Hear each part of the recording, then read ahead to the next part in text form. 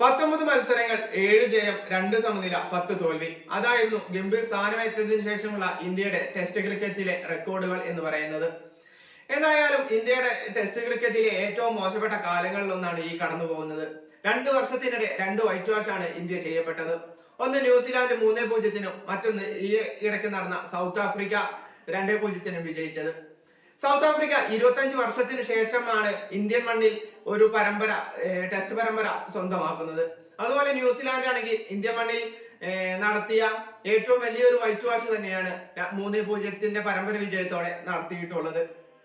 2 മത്സരങ്ങളുള്ള ടെസ്റ്റ് പരമ്പരയിൽ ഇന്ത്യയുടെ ബാറ്റിംഗ് ശരാശരി വെറും 15.23% മാത്രമായിരുന്നു. മാത്രമല്ല 4 ഇന്നിംഗ്സുകളുള്ള മത്സരത്തിൽ സെഞ്ചുറി ഒരു ഇന്ത്യൻ ബാറ്റ്സ്മാൻ പോലും ഒരു സെഞ്ചുറി പോലും നേടാൻ കഴിഞ്ഞിട്ടില്ല. എന്ന് പറഞ്ഞു കഴിഞ്ഞാൽ 1969, 70, അതേപോലെ 1995-96 കാലങ്ങൾക്ക് ശേഷം ഇന്ത്യ ആദ്യമായിട്ടാണ് ഒരു സെഞ്ചുറി പോലും ഇല്ലാതെ ഇങ്ങനെ ഒരു മത്സരം അവസാനിപ്പിക്കുന്നത് എന്ന് പറയാം. ഇനി ഇന്ത്യയുടെ ടെസ്റ്റ് റാങ്കിങ് നോക്കുകയാണെങ്കിൽ 1-ാം സ്ഥാനം ഓസ്ട്രേലിയ, 2-ാമത് സൗത്ത് ആഫ്രിക്ക, 3 ശ്രീലങ്ക, 4 പാകിസ്ഥാൻ, പിന്നീട് 5-ാം സ്ഥാനത്താണ് ഇന്ത്യ ഇപ്പോൾ ഉള്ളത്. പാകിസ്ഥാന് താഴേക്ക് ഇന്ത്യ എത്തിക്കഴിഞ്ഞിരിക്കുന്നു. 2000-2023 കാലഘട്ടത്തിൽ 40 ടെസ്റ്റുകളിൽ 32 ജയവും 5 സമനിലയും 3 തോൽവിയും മാത്രമായിരുന്നു ഇന്ത്യയുടെ റെക്കോർഡ്. എന്നാൽ അതെല്ലാം മാറി. ഇന്ത്യയുടെ ടെസ്റ്റ് പരമ്പര നേടുന്നത് ഒരു വേൾഡ് കപ്പ് സ്വന്തമാക്കുന്നതിന് തുല്യമാണെന്നാണ് മുൻ ന്യൂസിലാൻഡ് താരം മാർട്ടിൻ ഗപ്റ്റിൽ പറഞ്ഞിട്ടുണ്ടായിരുന്നത്. കാലഘട്ടമെല്ലാം മാറിയിരിക്കുന്നു. ഈ 2 വർഷത്തിനിടെ 2 വൈറ്റ് വാഷ് ഇന്ത്യ ചെയ്തിരിക്കുന്നു. ഒന്ന് ന്യൂസിലാൻഡ് 3-0, മറ്റൊന്ന് സൗത്ത് ആഫ്രിക്ക 2-0. ടീം സെലക്ഷൻ നോക്കുകയാണെങ്കിൽ ഇന്ത്യയുടെ ടീം സെലക്ഷൻ വളരെ ഒരു മോശമാണെന്ന് തന്നെയാണ് എല്ലാവരുടെയും അഭിപ്രായം. കാരണം ഇപ്പോൾ സ്പെഷ്യലിസ്റ്റ് ബാറ്റ്സ്മാൻമാരായ പുജാരയൊക്കെ വളരെ കാലം പുറത്തിരിക്കേണ്ടി വന്നു. അതിനുശേഷം പുജാര ഇപ്പൊ വിരമിക്കുകയും അതൊക്കെ കഴിഞ്ഞു. അതുപോലെ കോഹ്ലി അങ്ങനെയുള്ള താരങ്ങൾ പടിയിറങ്ങിയതും ഇന്ത്യക്ക് നഷ്ടം തന്നെയാണ്. അതിനുശേഷം വന്ന കുറച്ച് പ്രശ്നങ്ങളുണ്ട്. ഫസ്റ്റ് ക്ലാസ് കരിയറിൽ 75 ഇന്നിംഗ്സുകളിൽ 61.32 ശരാശരിയിൽ 4183 റൺ നേടിയ സർഫറാസ് ഖാനെ പുറത്തിരുത്തിക്കൊണ്ട് ഫസ്റ്റ് ക്ലാസ് കരിയറിൽ തന്നെ 40 മത്സരങ്ങൾ കളിച്ചതും അതേപോലെ വെറും 35.46 ശരാശരി 1383 റൺസ് നേടിയ സായ് സുദർശനെ ടീമിൽ എടുക്കുന്നതിന്റെ ഉദ്ദേശം എന്താണെന്ന് വ്യക്തമാവുന്നില്ല. ഇനിയിപ്പോൾ ഇവർ രണ്ടുപേരെയും ടീമിൽ എടുക്കാൻ കഴിഞ്ഞില്ല, അല്ലെങ്കിൽ സെലക്ഷൻ കമ്മിറ്റി ഒഴിവാക്കിയാൽ മറ്റൊരു താരത്തെ തിരഞ്ഞെടുക്കാൻ സെലക്ഷൻ കമ്മിറ്റി നോക്കുന്നത് ധ്രുവ് ജുറലിനെയാണ്. നോക്കുകയാണെങ്കിൽ 2 വിക്കറ്റ് കീപ്പറുള്ള ഇന്ത്യയുടെ ആദ്യ 11ലേക്ക് മൂന്നാമതൊരു വിക്കറ്റ് കീപ്പറായിട്ട് ധ്രുവ് എത്തുന്നതിന്റെ ഉദ്ദേശം എന്താണെന്ന് അതിലും വ്യക്തമാവുന്നില്ല. ഗംഭീറിന്റെ ഗെയിം ടാക്ടിക്സ് എടുത്ത് നോക്കുകയാണെങ്കിൽ ഏറ്റവും കൂടുതൽ നോക്കുന്നത് ബാറ്റിംഗ് ഓർഡറിലെ മാറ്റങ്ങളാണ്. ഇപ്പൊ അതിന് ഉദാഹരണമായി പറയുന്നത് ഇന്ത്യയുടെ ഓൾറൗണ്ടർ ബാറ്റ്സ്മാനായ വാഷിംഗ്ടൺ സുന്ദറിന്റെ കാര്യം തന്നെ നോക്കാം. 3, 5, 7, 8, 9 പൊസിഷനുകളിലാണ് കഴിഞ്ഞ 5 മത്സരങ്ങളിലായിട്ട് ഗംഭീർ ഇറക്കിയിട്ടുള്ളത്. ഈ ഒരു ബാറ്റിംഗ് ഓർഡർ മാറ്റുന്നതും താരങ്ങളുടെ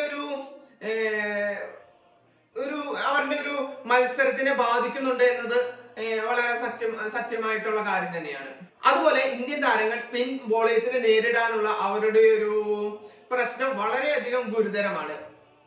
1990-2011 കാലഘട്ടത്തിൽ സ്പിൻ ബോളേഴ്സിനെതിരെ ഇന്ത്യൻ ബാറ്റ്സ്മാൻമാരുടെ ശരാശരി എന്ന് പറഞ്ഞു കഴിഞ്ഞാൽ 45.6 ആയിരുന്നു. ഇത് 2012-20 ആയപ്പോഴേക്കും 39.3 ആയി കുറയുകയും ചെയ്തു.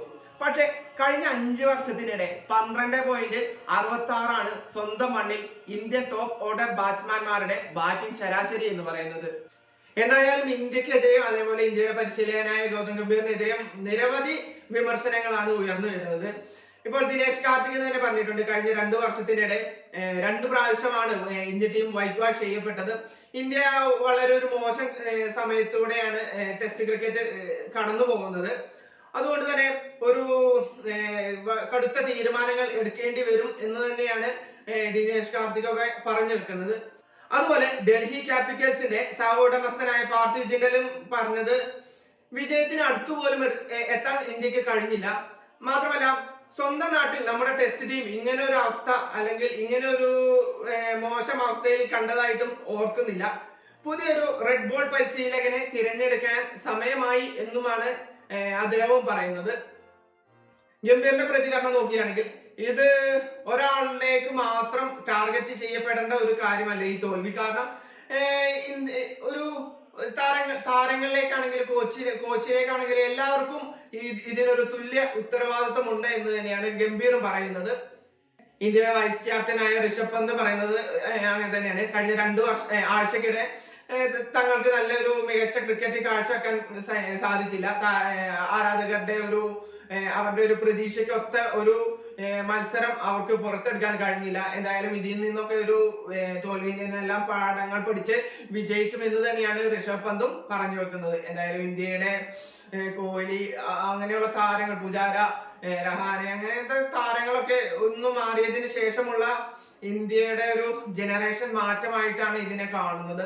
ഏതായാലും സമയം എടുത്താണെങ്കിലും ഇന്ത്യ ഒരു മികച്ച ഒരു രീതിയിലേക്ക് തിരിച്ചു വരുമെന്ന് തന്നെയാണ് ആരാധകരും വിശ്വസിക്കുന്നത്.